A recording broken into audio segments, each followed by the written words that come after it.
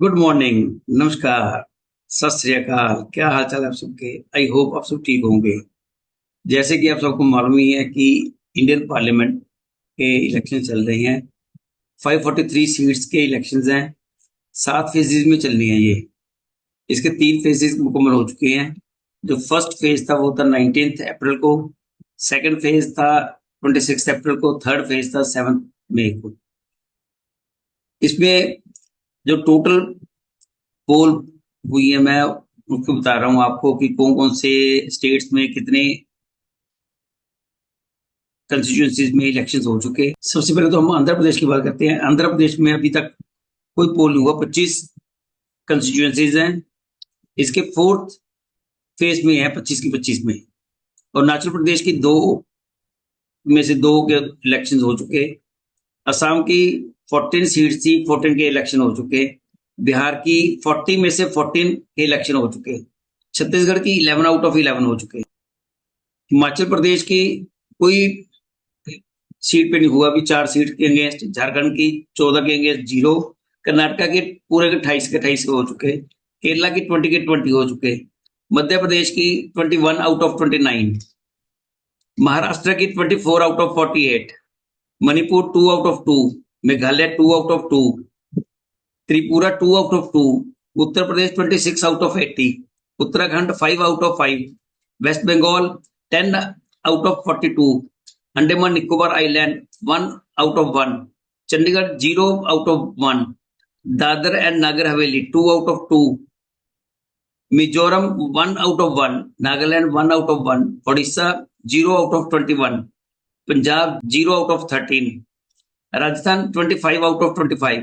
Sikkim 1 out of 1। Tamil Nadu 39 out of 39। Telangana 0 out of 17। Jammu और Kashmir 2 out of 5। Ladakh 0 out of 1। Lakshadweep 1 out of 1। Delhi 0 out of 7। Puducherry 1 out of 1। Goa 2 out of 2। Gujarat 26 out of 26। Haryana 0 out of 10। तो इस तरह 283 total constituencies की पोल हो चुके।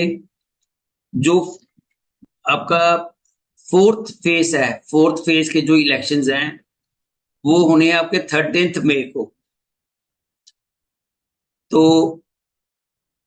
अब जोन जोन से स्टेट्स में इलेक्शन का पूरा प्रोसेस हो चुका है, जैसे Arunachal Pradesh, Assam, Chhattisgarh, Kerala, Manipur, Meghalaya, Tripura, Uttarakhand, Andaman Nicobar island, Mizoram, Nagaland, Rajasthan, Sikkim, Lakshadweep, Puducherry, Goa, Gujarat, Tamil Nadu, Karnataka, Dadra and Nagar Haveli and Daman Diu, ये 20 जो स्टेट्स और यूटीज हैं उनमें इलेक्शन पूरे हो चुके।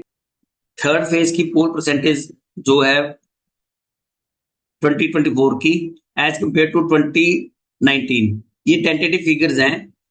अभी थोड़ा सा अपडेट हुआ, इलेक्शन कमीशन ने अपडेट नहीं कर रखी।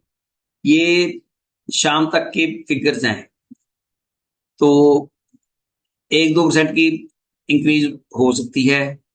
जो 2019 है उसमें भी थोड़ी बहुत वेरिएशन हो सकती है। मैंने वैसे कोशिश की है कि एग्जैक्ट निकाल लें, फिर भी थोड़ी बहुत वेरिएशन हो सकती है।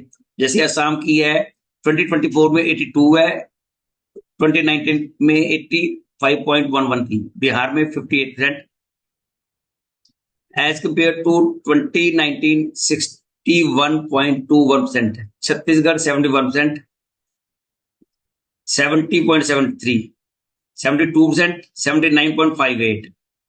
दमन दीव 62%, 71.85। गोवा की 75%, ये 75% ही थी ऑलमोस्ट।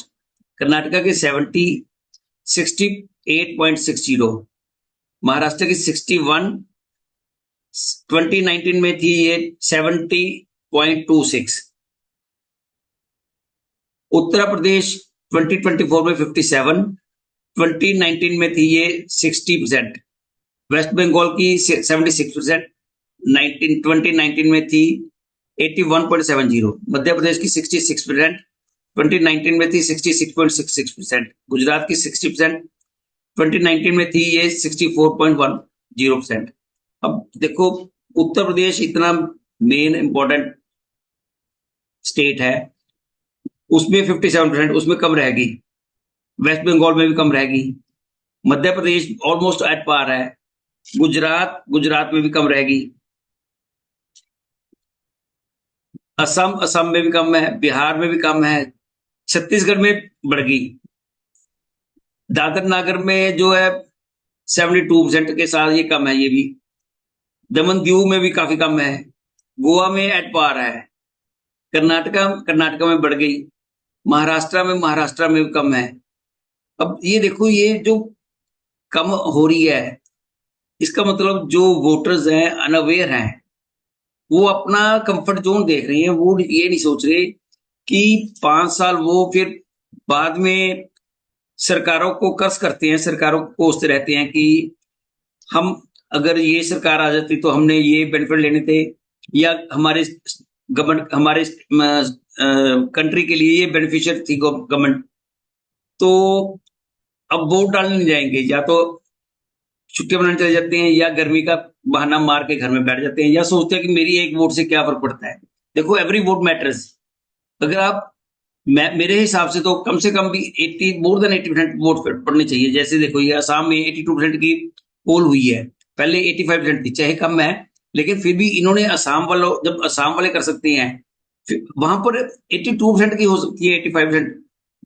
फिर दूसरे स्टेट्स में क्या प्रॉब्लम है? बिहार में देखो 58% है सिर्फ।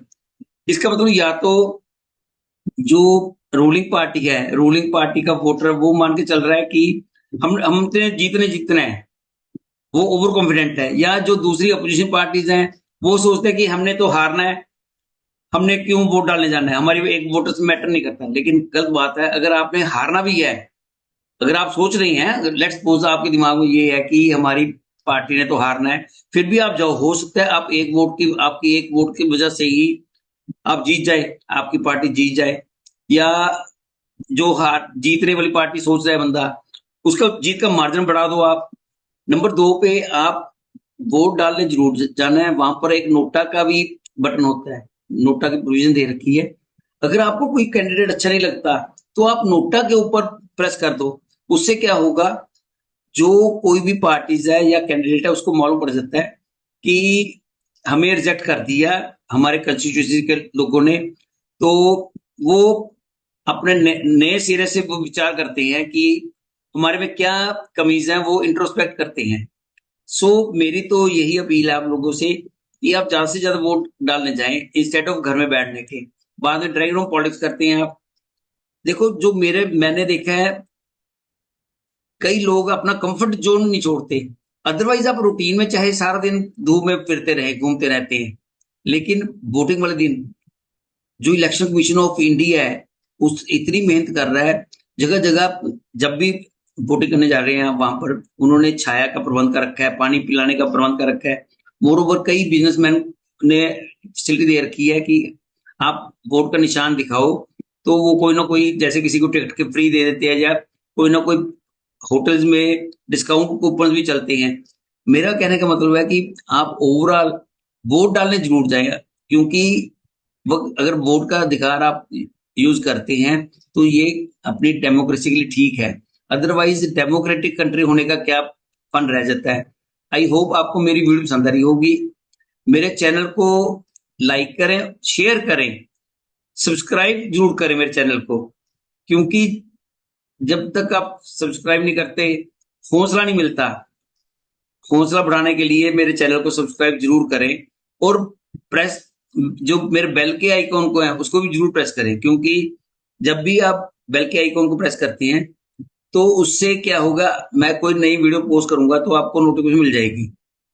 आई होप, अगर आपको कोई और तरह की वीडियो चाहिए, क्योंकि मेरा ये चैनल है, इसमें मैंने कई तरह के फॉर्म बना रखे हैं। ये नहीं है कि पर्टिकुलर मेरा पॉलिटिकल, मैं एजुकेटिव भी है, मेरा टूरिस्ट पे भी है, हर तरह के मैं फॉर्म में जा रहा हूँ। अगर आपने कोई किसी भी तरह का न्यू एडिशन डालना है, या कोई भी चीज की आपको जरूरत है, आप समझते हैं कि इस टॉपिक पे मैं वीडियो बनाऊं, तो अपनी एडवाइस कमेंट सेक्शन में जरूर दें। मैं अवेलेबल हूंगा, मैं उसमें कोशिश करूंगा उसके ऊपर वीडियो बनाने की। Thank you for watching my video.